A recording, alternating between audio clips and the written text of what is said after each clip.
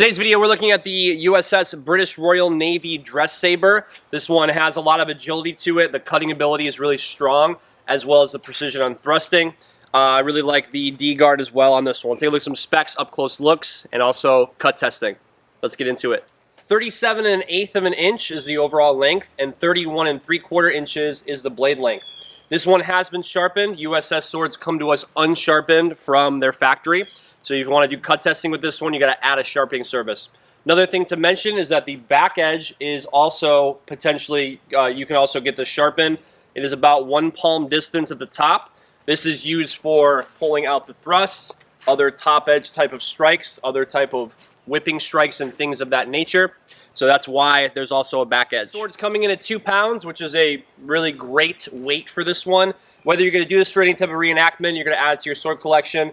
It's aesthetically pleasing, as you're going to see in the up-close looks, but it also moves quite well. Out of the batch of swords I've gotten for this month, this one is my favorite, whether that is from different types of circular cutting, whether that is going into different, more elegant and agile cuts, whether you're tearing this up into different guard positions, or holding thrust positions as well. I just really like the way this is balanced. We have a nut construction pommel, which actually is pretty sweet because it's a lion head, which you'll see in the up-close looks.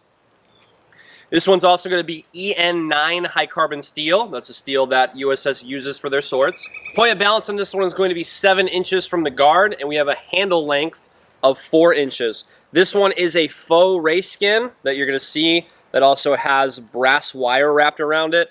The grip is really, really good. From the little bit of research I've done on this one, this type of sword and this design largely didn't really change for a very long time. It was 1827. That's when this first started coming around, and it makes sense. It's agile.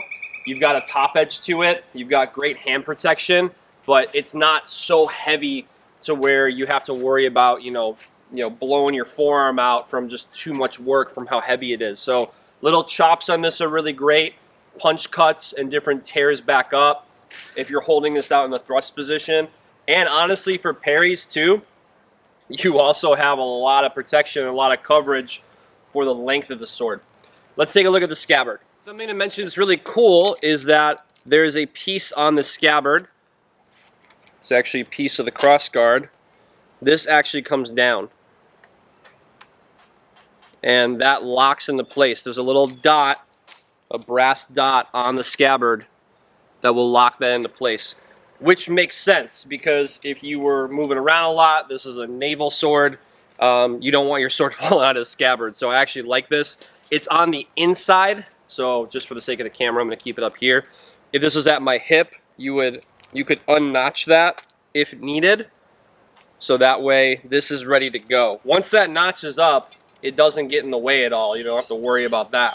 But I think it's just a cool little feature that that comes with this scabbard as well. So this is a leather scabbard with brass accents that are going to complement the handle. The D-guard on this one is adorned. It actually has an anchor on it, and also the anchor on it is really sick. So I'll make sure I get some up-close looks of that. It's got an anchor on it. The D-guard's there to protect your hand, and it's a good-looking lion head pommel, as I already mentioned on there as well. So with that being said, let's take a look at some up-close looks of this one in the scabbard and out of the scabbard.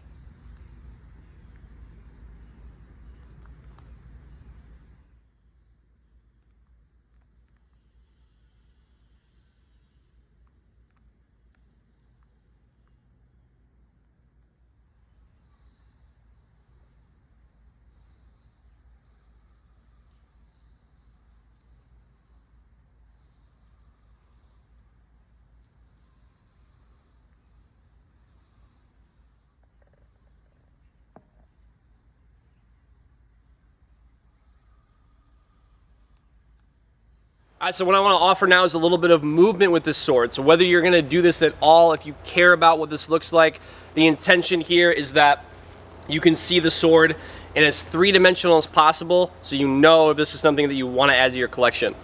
Let's take a look.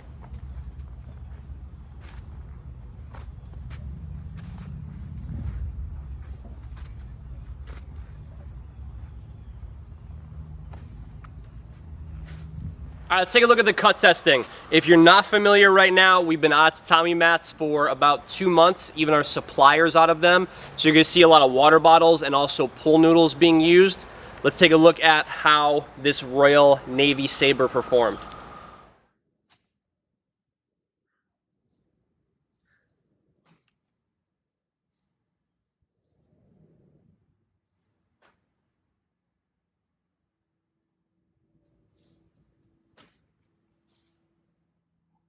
All right, thanks for joining me for this review of the USS Royal Navy Dress Saber. If you want to pick this one up, click the link in the description below this video. As always, subscribe to the channel, like this video, and I'll see you in the next one.